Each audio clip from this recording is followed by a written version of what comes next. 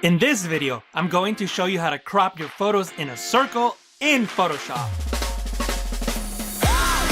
Hi, welcome back to the Photoshop training channel. I'm Jesus Ramirez. In this Photoshop tutorial, I'm going to show you the proper steps to crop a photo into a circle. It's not as obvious as it may seem.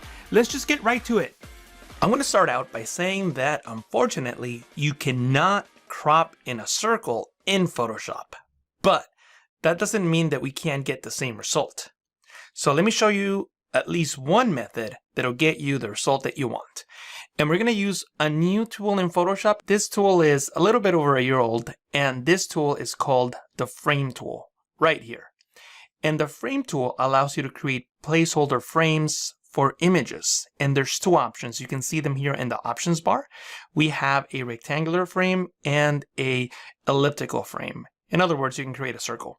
And when you hover over an image and you click and drag, you're going to place the photo that you're clicking and dragging on into that frame. So if I click and drag, you'll notice that I'm not really getting a circle, even though I have the elliptical option selected. When I release, you'll notice that Photoshop will in fact create a circle around the area that I selected. I'm going to undo that by pressing Ctrl Z on Windows, Command Z on the Mac, because I didn't keep my frame constrained. So it wasn't a perfect circle. If you want a perfect circle, you can hold Shift and click and drag and you'll see a perfect square, but the circle will be created within that square and it will be a perfect circle. And actually, depending on your options and settings, holding Shift may not constrain the transformation. So if you click and drag and you don't get a perfect square, then hold Shift to keep the transformation constrained. So I'm just going to click and drag and just make a bigger square. As I'm clicking and dragging, you can hold the space bar to move the frame as you create it. And I'm just going to fill in this area right about here. And that creates a circle and it places my model into that frame. Also very important to note, this became a smart object. That means that I can double click on that layer and Photoshop will open a new tab that contains that document. So I can make changes. For example, I can make this into a black and white image by selecting the black and white adjustment layer.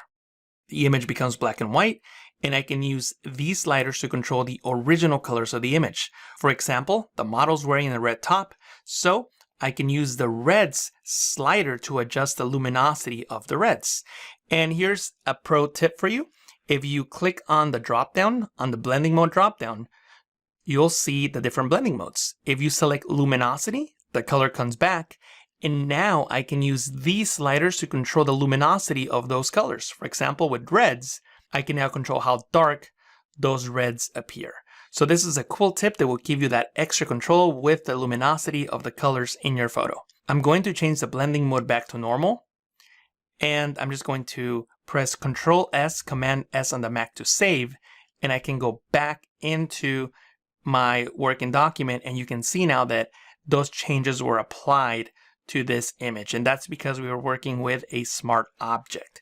A smart object is sort of a container that allows you to make adjustments without permanently affecting the image. So once again, I'm going to save the image now that I've disabled the black and white adjustment layer so that we can get back our original image. Next, I'm going to show you how to actually crop the image so that it crops right to the edges of this frame. To do so, you can hold Control on Windows, Command on the Mac, and click on the Frame tool thumbnail, and that will make a selection around the frame.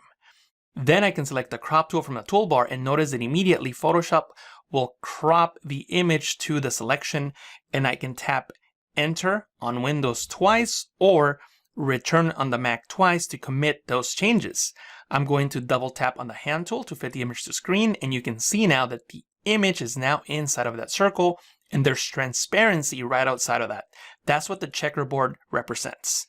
Also notice that I have this white outline around the smart object. That means that that smart object is active.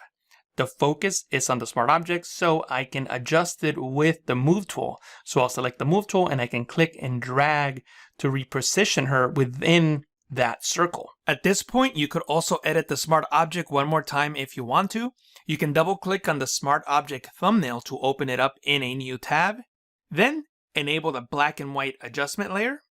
Press Ctrl S on Windows, Command S on the Mac to save, and go back into your working document. You'll see the black and white image. Again, smart objects are always editable, and this is why you should always work with them. The next step is to save this image in a format that can save transparency so that we can create that circle crop effect. To save this image, go into File, Export, Export As, and in this case, we don't want to use a JPEG because Photoshop will always export a square, and anything that is transparent with a JPEG will become white, and that won't give us the effect that we're going for. We want to make it seem as if we have a quote-unquote circle crop.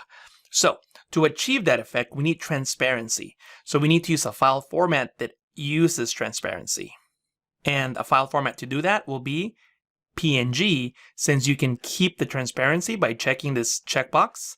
You can see the checkerboard in the background, and that gives you the circle crop effect that you're looking for. Now all you have to do is hit the export button so that you can save the file into your computer. Once you have your PNG image, you can take it to any website or application that supports transparency, and you will see that the image will look like as if it were cropped in a circle. By the way, if you enjoy this video, make sure that you click on that like button now, and let me know down in the comments below if you have any questions. If this is your first time at the Photoshop Training channel, then don't forget to click on that subscribe and notification buttons. Thank you so much for watching. I will talk to you again in the next Photoshop tutorial.